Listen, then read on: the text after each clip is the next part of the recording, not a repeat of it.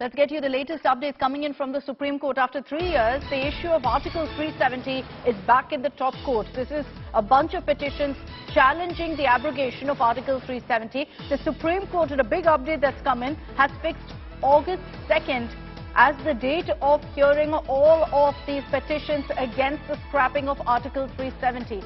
Now, the Supreme Court has also spoken out on the centre's affidavit which defends the decision, and the top court has said that the centre's affidavit has no bearing on the case. All parties involved must furnish documents by July 25th to ensure they're fully ready for the hearing on August 2nd.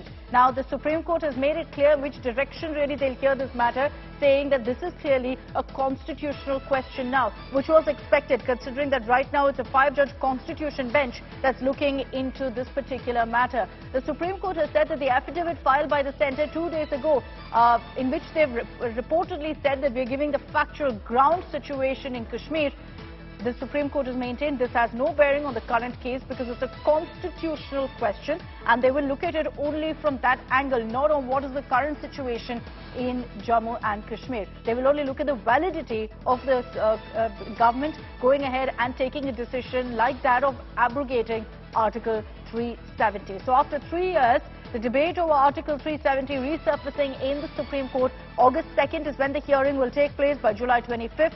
All parties involved must go ahead and furnish necessary documents before the top court, and it's a 5-judge constitutional bench that is hearing this matter. A bunch of petitions have already been filed before the top court with regards to this matter, all of them challenging the abrogation of Article 370, making several constitutional arguments, saying that the central government had no power to go ahead and take this decision, which is why the centre's affidavit, which defended the decision and spoke about the ground situation right now in Kashmir, the Supreme Court says has no bearing, because they're saying we're looking at it only from the lens of whether it's constitutional or not to take this decision. Our legal editor, Nalini Sharma, is joining us with more details on this. So, Nalini, after 3 years, Article 370 is back in the Supreme Court and the hearing will happen on August 2nd. But run us through exactly what happened today, because interestingly, the top court said that the centre's affidavit here has no bearing.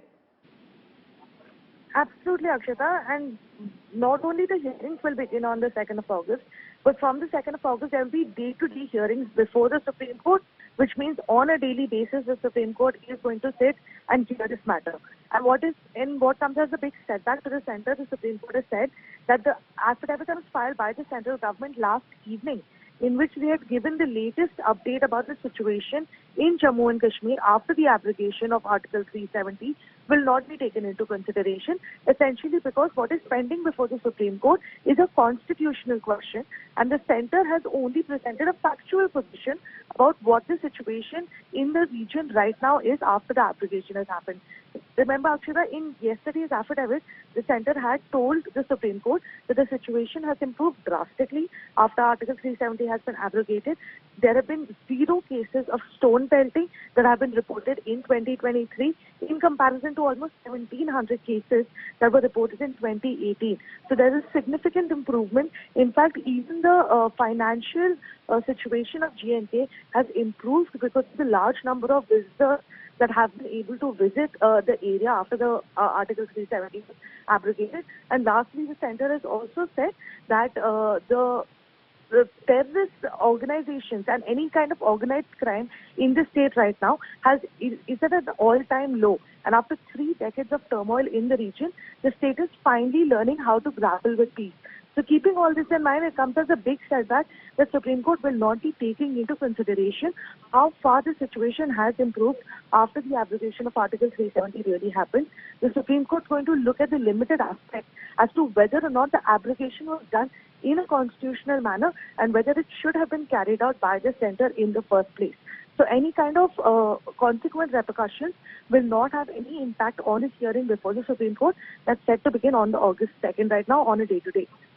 Very interesting. The centre and Nalini giving us some of those details of what the central government said in their affidavit. But the Supreme Court has said very clearly that we're only looking at this from a constitutional lens. So what the current situation is, what kind of an impact the scrapping of Article 370 has really had in the valley, all of that will not be taken into consideration. Nalini, these are a batch of petitions that have been filed over the course of 3 years now and more in the Supreme Court. Can you run us through, who has filed some of these petitions? Well, Akshita, there are multiple petitioners who are before this case, a lot of them residents and politicians from J&K itself. And these petitions were filed almost immediately after the 1st of August when Article 370 was abrogated by the centre in a sudden move. So almost soon after that, the petitions had come before the Supreme Court, and there were multiple benches that have heard this case earlier. One of a 3-judge bench, including Justice Sanjay Kishan Kaul, who is also part of this 5-judge bench that's hearing the matter. And it's precisely for this reason, because these petitions have been pending for so long, that the Supreme Court has also wrapped the parties, saying that there will be no business of filing additional affidavits in this case because this matter has already been pending for a long time. The 3-judge bench of the Supreme Court that had referred the matter to a 5-judge in the first place has already gone through the affidavits that have been filed in detail, and there is no essential change in the position. So there is no requirement for additional affidavits to be filed and for this process to be prolonged further. In fact, the Chief Justice of India has also given the example of the same-sex marriage hearing, saying that this business of additional affidavits needs to be stopped because on the last day of the hearing in the same-sex marriage case, a 1,000-page affidavit was filed before the Supreme Court. So the judges were very visibly irked by this entire practice that has been ongoing before the Supreme Court. So they want to cut down the time that this case has been pending to as short as possible to ensure that it's decided in the most expeditious manner. And this is coming in after not only CJI D.Y. Chandrachud but also his predecessor CJI U.U. Lalit had taken an active decision to expedite the constitutional bench hearings and the matters that have been pending before the Supreme Court for a long time. And Article 370 has been at the top of that list because we've seen not only people within the region but also political parties time and again come and question as to why this issue is not being decided. So the Supreme Court has now taken the very first step in ensuring that this issue gets decided at the earliest. The validity of the centre's order that had led to the application of Article 370 is in question before the Supreme Court. Multiple petitions are pending and a 5-judge bench will begin hearing this matter on a day-to-day basis.